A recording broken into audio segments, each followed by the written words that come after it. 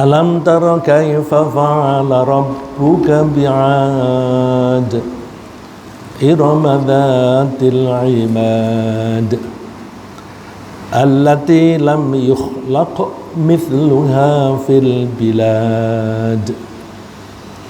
Alam tara, apakah engkau tidak melihat, tidak memperhatikan, tidak mengetahui kaifa fa'ala rabbuka, bagaimana Tuhanmu telah memperlakukan, fa'ala berbuat atau bertindak, bagaimana Tuhanmu berbuat atau bertindak bi'ad terhadap kaum Ad.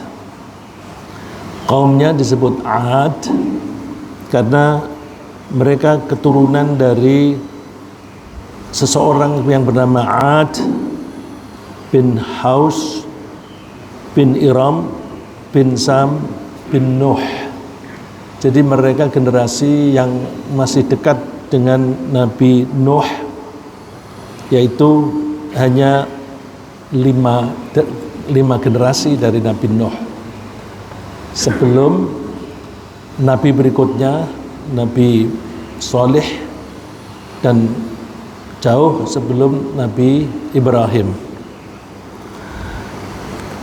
Ad itu tinggalnya di suatu daerah yang namanya Iram. Dan di ayat yang lain Allah menyebutnya Al-Ahqaf. Lalu ada yang mengartikan bahwa negeri mereka disebut Al-Ahqaf dan ibu kotanya Iram. Ketika Allah menyebut Ad, Allah menyebut nama masyarakatnya. Ketika Allah menyebut Iram, Allah menyebut daerahnya. Jadi kadang-kadang kita menyebut suatu masyarakat, kita sebut kelompoknya, kadang-kadang kita sebut tempat tinggal mereka. Iram itu dibangun oleh kaum Ad dengan megah sekali. Kemegahan itu digambarkan oleh Allah Dhatil Imad, yang mempunyai bangunan yang tinggi. Imad itu artinya tiang. Kalau rumah atau bangunan itu memberikan kesan banyak tiangnya, itu biasanya karena bangunannya itu tinggi. Dan memang bangunan-bangunan zaman dulu itu tinggi-tinggi. Kalau kita sempat berjalan-jalan di daerah Yordan dan di Mesir misalnya, kita melihat bekas-bekas kerajaan atau bekas-bekas istana raja-raja terdahulu. Itu biasanya tiangnya besar-besar seperti tiang kita di depan ini, tapi tinggi sekali. Dan itu di bagian depan rumahnya atau bangunannya itu sangat menonjol. Nah, kita lihat tiang-tiang yang banyak itu seperti di istana kita, ya, di istana Merdeka kita, itu kita lihat di bagian depan itu tiang-tiang, tetapi tidak terlalu tinggi. Kalau kita banding dengan misalnya bangunan istana di Mesir. Allati lam yukhlaq mithluha fil bilad, yang belum pernah dibuat semisalnya. Jadi belum pernah ada padanannya fil bilad, di negara-negara lain. Bilad itu jamak dari balad. Baladun bisa berarti kota, negeri, daerah, atau kampung. Kalau kita berada di Jeddah misalnya, ayo kita pergi ke Balad. Balad itu artinya downtown, pusat kotanya. Pusat kotanya, pusat keramaiannya itu namanya Balad. Orang Barat suka menyebut downtown. Down dianggap itu daerah yang rendah, lalu orang-orang pada datang ke situ dengan mudahnya, seperti orang yang sedang turun itu tanpa tenaga yang kuat itu sudah pada turun ke sana, sehingga disebut downtown. Allah memperingatkan ini karena mereka dengan kekuatan mereka ini mereka menjadi sombong. Mereka menjadi sombong karena mereka mempunyai kekuatan secara fisik maupun secara politik. Secara fisik mereka itu kokoh-kokoh, kuat-kuat dan ahli perang. Secara politik karena mereka itu kuat-kuat pada zaman dulu, itu yang disanjung-sanjung adalah orang-orang yang kuat-kuat, yang pandai bertikai, pandai berperang, ya. Sehingga seringkali disanjung-sanjung sebagai satria, ya, sebagai satria. Dan kita sering mendengar cerita-cerita, apakah fiksi atau bukan, raja membuat sandiwara, siapa yang bisa mengalahkan seseorang maka dia akan diambil menjadi menantunya misalnya. Karena zaman itu memang kekuatan fisik sangat dibutuhkan. Dan orang-orang yang kuat secara fisik itulah yang juga disukai oleh para wanita. Kenapa para wanita itu suka kepada orang yang kuat seperti itu? Karena wanita tugasnya adalah mengandung anak dan merawat anak, sehingga tidak sempat membela diri kalau ada yang memusuhi. Oleh karena itu para wanita membutuhkan perlindungan dari suami atau orang-orang yang kuat. Zaman sekarang kekuatan itu tidak harus fisik. Sekarang ini kekuatan lebih diandalkan pada kekuatan ekonomi. Ya, kalau dulu orang yang kokoh, wah itu menjadi favoritnya wanita. Sekarang bukan itu, karena kekuatannya beralih kepada duit. Karena dengan duit itu bisa menyewa satpam dan sebagainya. Ya, jadi sebenarnya prinsipnya sama, bahwa wanita membutuhkan perlindungan. Karena membutuhkan perlindungan, maka mereka mencari suami yang bisa melindungi mereka. Oleh karena itu kalau ada suami yang tidak melindungi tetapi malah menyengsarakan wanita, itu laki-laki yang mohon maaf kurang ajar itu, ya, yang keterlaluan. Maka kalau kita menjadi suami, maka kita mesti laksanakan salah satu fungsi kita adalah melindungi istri-istri kita dan keluarga kita. Saya tadi mengatakan bahwa kekuatan mereka itu mereka banggakan, sehingga mereka itu sombongnya itu berlebihan. Allah menguraikannya, fa amma 'adun fastakbaru fil ardi bighairil haqq. Adapun kaum Ad itu mereka sombong di muka bumi tanpa hak. Tanpa hak artinya mereka itu merampas hak orang lain, sehingga yang mereka kuasai itu hal-hal yang di luar hak mereka. Dan tentu kalau kita mengartikan secara keagamaan, yang tidak direstui oleh Allah, yang direstui oleh Allah adalah yang hak. Yang direstui oleh Allah itu yang hak, termasuk hak pemilikan, hak harga diri dan sebagainya. Dan mereka menyombongkan dengan ucapan wa qalu man asyaddu minna quwwah. Dan mereka berkata, siapa yang lebih kuat dibanding kita? Masya Allah, kita kalau membaca ini congkak amat ini. Siapa orang yang lebih kuat daripada kita? Nah, kekuatan sekarang ini tadi saya bilang tidak harus berupa fisik seperti orang-orang Ad. Kekuatan itu bisa harta, bisa kekuasaan politik. Kita bisa lihat partai politik yang besar pasti sombong. Ya, partai politik yang besar pasti sombong karena mereka merasa kuat. Ya, sehingga ada di video seseorang itu mengatakan kepada pimpinannya, Pak, kita ini kuat, kita ini besar, maka orang-orang yang mengolok-olok kita ambil tindakan. Itu bahasa, kurang lebih terjemahannya semacam itu. Itu bisa kita lihat di YouTube yang kita buka kapanpun masih bisa. Jadi kekuatan politik itu bisa membuat orang sombong seperti kaum Ad. Dan kaum Ad ini kekuatannya ya fisik ya politik. Awalam yarau annallaha alladzi khalaqahum huwa asyaddu minhum quwwah. Tidak tahukah mereka bahwa Allah yang telah menciptakan mereka itu lebih kuat? Bukankah mereka yang menciptakan, yang melahirkan di bumi ini dan membuat dari bayi menjadi besar, menjadi kuat itu Allah? Kalau Allah itu yang memberi kekuatan mereka, berarti Allah itu lebih kuat dari mereka. Tapi mereka tidak bisa menangkap logika semacam itu, sehingga mereka menganggap siapa yang bisa menandingi kita. Kesombongan ini kelak nanti insya Allah beberapa waktu yang akan datang kita akan bahas tentang kesombongan Fir'aun yang juga semacam ini, cuma ini lebih eksplisit ya.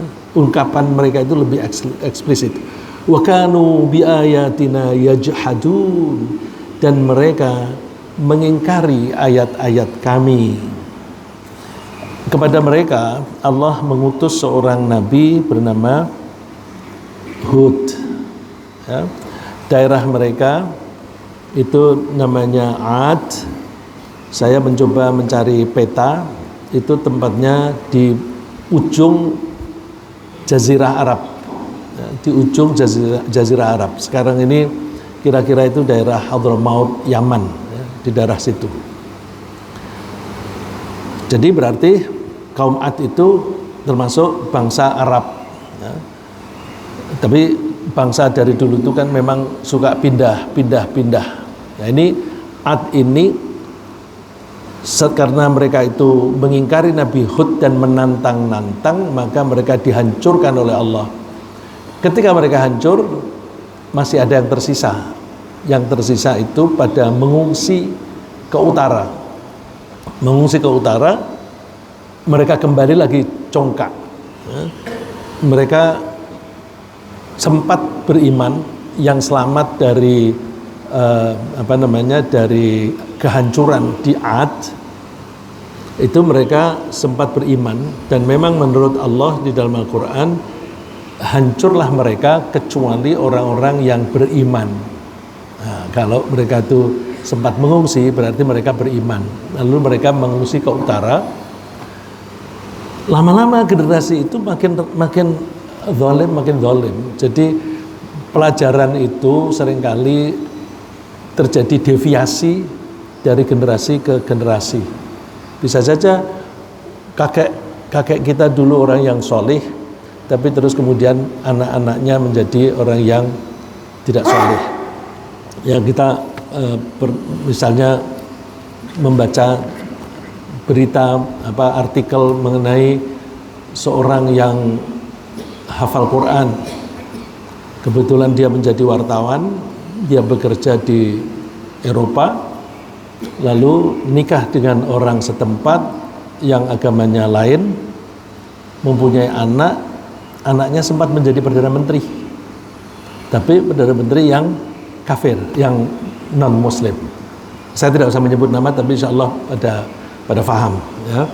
Nah itu jadi kita mesti hati-hati kalau kita itu merasa beriman dan berusaha meningkatkan keimanan kita, bisa saja nanti generasi penerus kita itu bisa mengalami deviasi belok.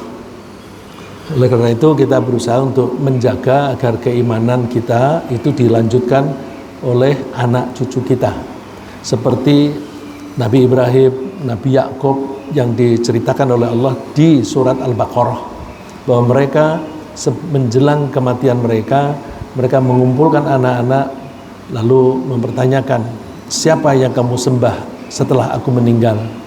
Mereka punya komitmen, kami menyembah apa yang engkau sembah, yaitu Allah Ta'ala.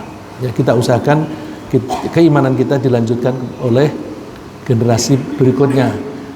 Ini konteksnya dalam cerita ini, kaum Ad ketika dihancurkan oleh Allah, ada beberapa orang yang diselamatkan, lalu mereka pindah ke utara. Di utara generasi berikutnya rusak lagi.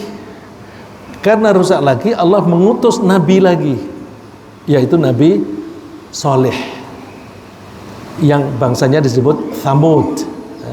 Thamud. Habis ayat ini kita akan ketemu tentang kaum Thamud. Itu jadi nyambung. Kemudian kekejaman mereka, kesombongan mereka itu mereka ekspresikan dalam bentuk kekejaman dan kebengisan. Saya ambil ayat yang menunjukkan kebengisan mereka. Atabenuna bikulli ri'in ta'bathun wa tattakhidhuna masani'a la'allakum takhludun wa idza batashtum jabbarin. Apakah kamu mendirikan pada tiap-tiap tanah yang tinggi bangunan untuk bermain-main? Jadi mereka suka membangun tempat-tempat bermain. Kalau sekarang ini tempat-tempat wisata, ya, tempat-tempat wisata itu seringkali dibangun di daerah-daerah yang tinggi, yang memiliki pemandangan yang indah, sehingga kita datang ke sana. Yang namanya tempat main-main kalau zaman sekarang ini ya banyak dimanfaatkan oleh orang-orang yang berbuat maksiat. Tapi kalau kita ke sana, kita niatnya refreshing, insya Allah kita tidak sampai berbuat maksiat, ya. Jadi mereka punya kecenderungan membuat tempat-tempat bermain di tempat-tempat yang tinggi. Wa tattakhidhuna masani'a la'allakum takhludun, dan kamu membuat benteng-benteng dengan maksud supaya kamu kekal. Di benteng-benteng pertahanan mereka secara militer, mereka bangunnya di bawah. Karena orang kalau menyerbu itu biasanya mereka menyerbu ke tempat-tempat yang dipertahankan, dan kebiasaan zaman dulu itu kerajaan selalu memiliki benteng. Kalau kita mau melihat bekas benteng zaman dulu itu, kalau kita pergi ke Jogja, sampai ada orang setempat itu menyebut pojok benteng utara, pojok benteng selatan dan sebagainya, karena tempat tinggal raja dan keluarganya itu di daerah situ, ya.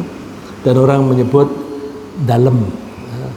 Dalem itu tinggal di bagian dalam dari benteng tadi. Wa idza batashtum jabbarin, dan ketika kalian menyiksa, maka kamu menyiksa sebagai orang-orang kejam dan bengis. Coba kita lihat orang-orang yang berkuasa, itu mereka tuh cenderung mempertahankan kekuasaan mereka mulai zaman dulu. Orang yang berkuasa berusaha mempertahankan kekuasaannya, dan ketika mempertahankan kekuasaan itu, mereka selalu mempersiapkan keluarganya, anak cucunya, supaya meneruskan kekuasaan itu, karena kekuasaan sudah terlanjur di tangan. Sayang kalau lepas. Maka kecenderungan nepotisme itu memang dari dulu sampai sekarang. Kita lihat di Saudi Arabia, kan yang berkuasa juga keluarga. Di Yordan yang berkuasa juga keluarga. Maka ketika ada kecenderungan menghapus kekuasaan keluarga, yaitu dengan cara republik, ada saja kecenderungan untuk membangun dinasti. Jadi itu memang fitrahnya manusia itu, begitu mempunyai kekuatan mereka ingin mempertahankan. Nah, ketika mereka ingin mempertahankan, mereka itu tidak segan-segan melakukan kekerasan. Nah, ini contohnya kaum Ad. Mereka kuat-kuat. Karena kuat-kuat, mereka kalau ada orang yang mencoba mengganggu kerajaan mereka, mereka habisi dan mereka hajar dengan cara yang bengis.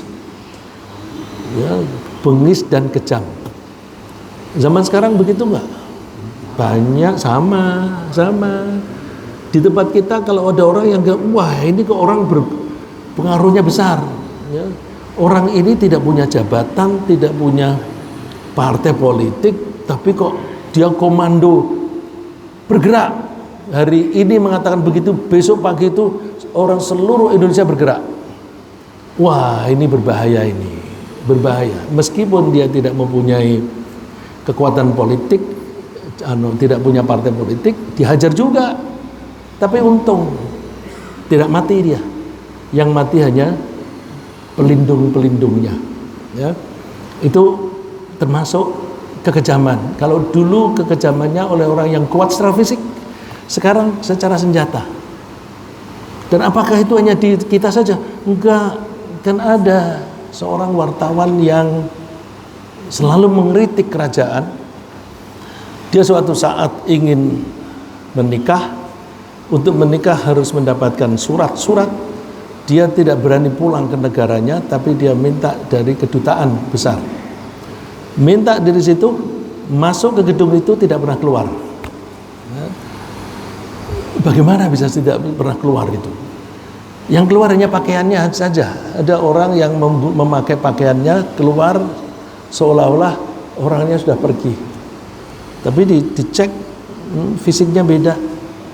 Nah, ini contoh bahwa kalau seorang itu berkuasa, dia ingin mencengkeram kekuasaannya. Nanti kalau dia sedang runtuh, dia baru mulai mengemis lagi. Ya, kita lihat contoh orang yang dulunya congkak, sekarang mencoba merendah, merangkul-rangkul orang lain. Ya. Saya kira pada paham ya Pak ya. Ya itu. Jadi kita hati-hati ketika mempelajari kaum Ad, jangan kita baca hanya sekedar dongeng, bukan. Allah itu memberi pelajaran kepada kita, kadang-kadang pelajaran itu secara normatif. Secara normatif, berimanlah dan bertakwalah. Terus kadang-kadang Allah menguraikannya dengan tindakan apa untuk melaksanakan itu. Kadang-kadang Allah mengajarinya itu dengan mengambil contoh. Lihat itu Ibrahim, lihat itu Musa, lihat itu Fir'aun, supaya itu bisa menjadi contoh bahwa kalau kamu taat kepada Allah maka hasilnya akan seperti itu, tapi kalau kamu melanggar hasilnya seperti yang itu. Jadi yang saya tangkap adalah bahwa Allah ketika mendidik kita, Allah menggunakan berbagai metode, berbagai cara. Maka kalau kita berdakwah, kita berusaha menggunakan berbagai cara tadi. Ya. Tentu kemampuan kita terbatas, maka ketika kita menggunakan suatu metode, kita ambil metode yang pas, yang cocok dengan bakat kita.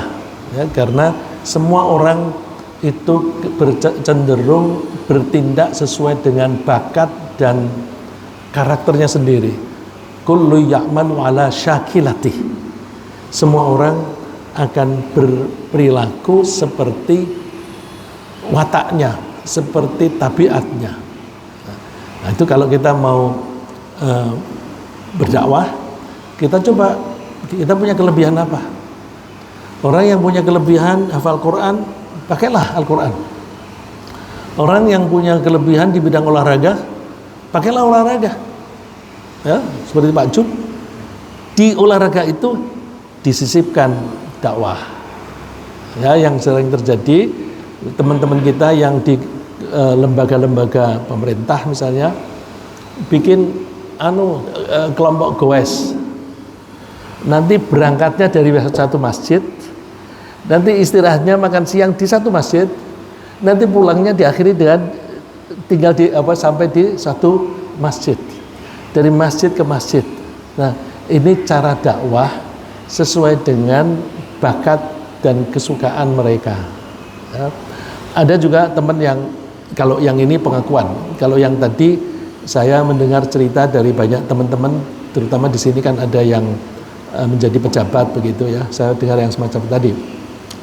Ada yang saya dengar pengakuannya dia memiliki 5 mobil balap, bukan hanya 1, 5 mobil balap. Kok kamu koleksi begini? Untuk dakwah, Pak, untuk dakwah. Terus dia mempersilahkan saya masuk ke mobilnya. Kelihatannya seperti itu, tapi memang di dalamnya mewah sekali. Ini mesinnya kan gede, 5000 cc. Kalau ini digas kan mesti meraung-raung. Apa nggak berisik? Enggak. Itu begitu rapatnya sehingga suara knalpotnya saja tidak kedengaran. Terus ini apa namanya, roda ban itu kan kalau kenceng kan berisik juga, ya, getarannya itu. Kalau kamu nyetel radio begini, itu gimana bisa mendengar? Oh, radio ini kalau berisik dia volumenya naik sendiri. Tapi kalau kita sedang tenang berbisik-bisik, radionya pelan sendiri volumenya. Oh, Masya Allah, luar biasa. Terus dakwahnya gimana? Saya ditunjukin, begitu ditekan radionya, bacaannya Quran gitu. Nah, dia bilang ini orang-orang yang hobinya mobil ini, wah, brengsek. Mohon maaf saya pakai kata itu. Karena apa? Mereka orang-orang yang dengan mudah mendapatkan uang. Karena dengan mudah, maka mereka juga memperlakukan kekayaan itu dengan seenaknya sendiri. Nah, justru mereka yang seperti itu perlu ada orang yang berdakwah di dalamnya, ya. Perlu orang yang berdakwah di dalamnya. Oleh karena itu kita lihat kita ini punya kelebihan apa, terus lingkungan kita bagaimana. Coba kita berdakwah di lingkungan kita sesuai dengan bakat kita masing-masing, ya. Kemudian Nabi Hud itu memperingatkan mereka, wattaqulladzi amaddakum bima ta'lamun amaddakum bi an'ami wa banina wa jannatin wa 'uyun. Bertakwalah kamu kepada Tuhanmu yang telah memberikan kamu keleluasaan seperti yang kamu ketahui. Allah memberikan kalian keluasan di bidang kenikmatan, di bidang kekayaan berupa binatang-binatang ternak, mempunyai anak dan anak buah yang banyak, dan kebun-kebun yang subur karena di situ ada mata air yang mengalir. Bersyukurlah kepada Tuhanmu, tunduklah kepada Tuhanmu. Tapi mereka tidak taat kepada ajakan Nabi Hud, malah nantang-nantang.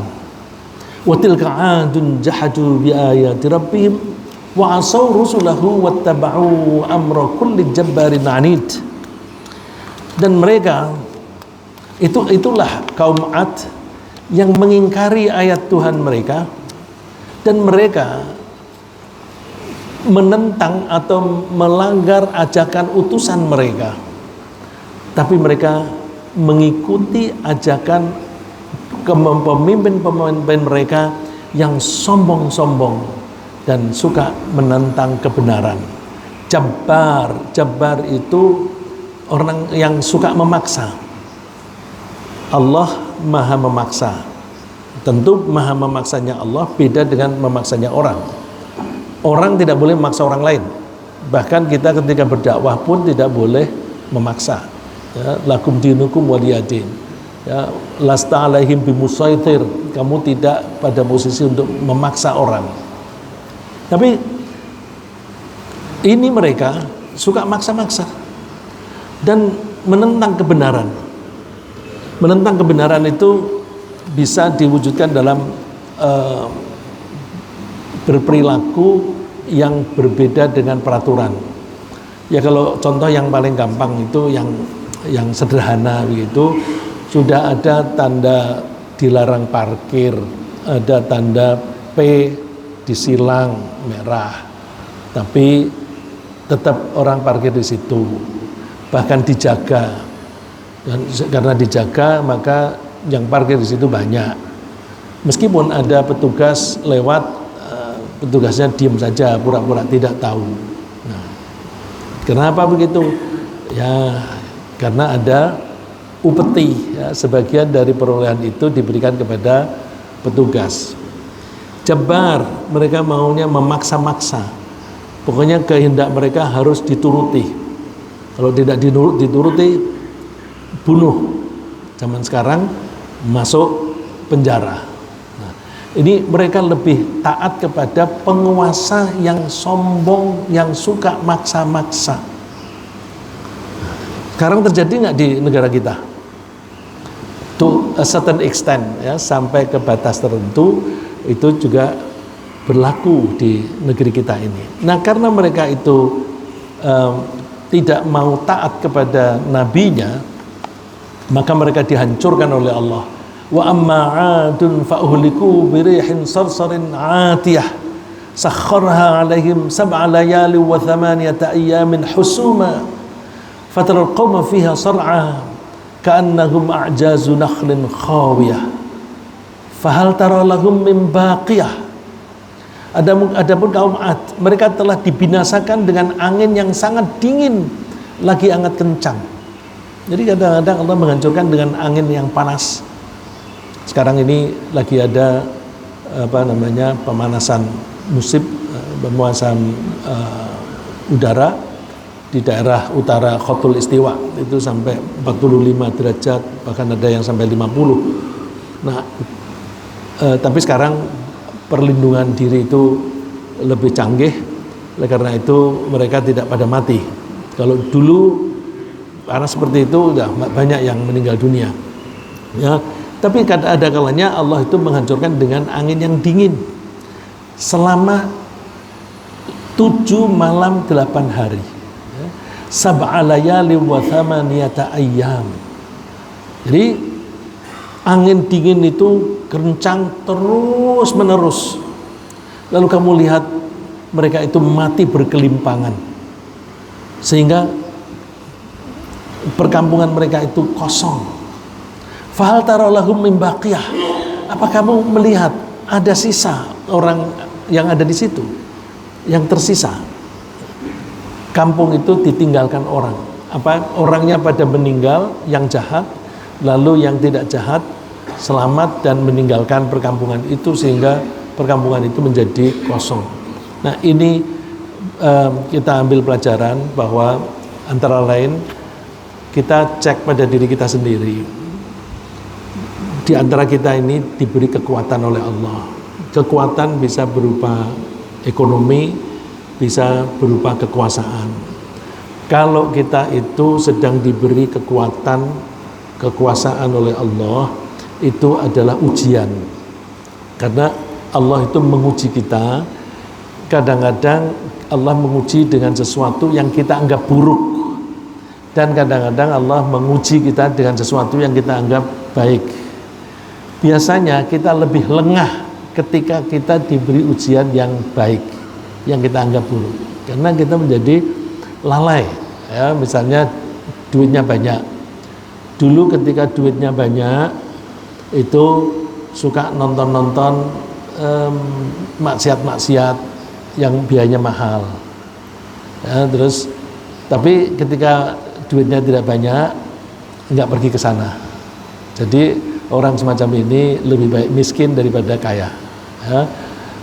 Lebih baik dari segi ketaatan kepada Allah. Nah, kita kalau bisa, kita diuji dengan kebaikan, tapi makin kaya makin kaya. Caranya gimana? Kita syukuri. Kita syukuri dengan cara menyalurkan sebagian dari harta kita untuk kebaikan-kebaikan. Bukan lalu terus disalurkan kepada hal-hal yang sifatnya maksiat, ya. Orang yang menyalurkan kepada maksiat itu seringkali kasusnya uang yang diperoleh itu tidak dengan cara yang baik. Karena uang itu diperoleh dengan cara yang tidak baik, maka itu menghasilkan stres, karena ketakutan, takut ketahuan, takut masuk penjara. Nah, stres itu menyebabkan mereka membutuhkan hiburan. Hiburan apa? Suka hiburannya mencari wanita, dan di sana suka ada minuman keras juga, dan di sana juga ada musik.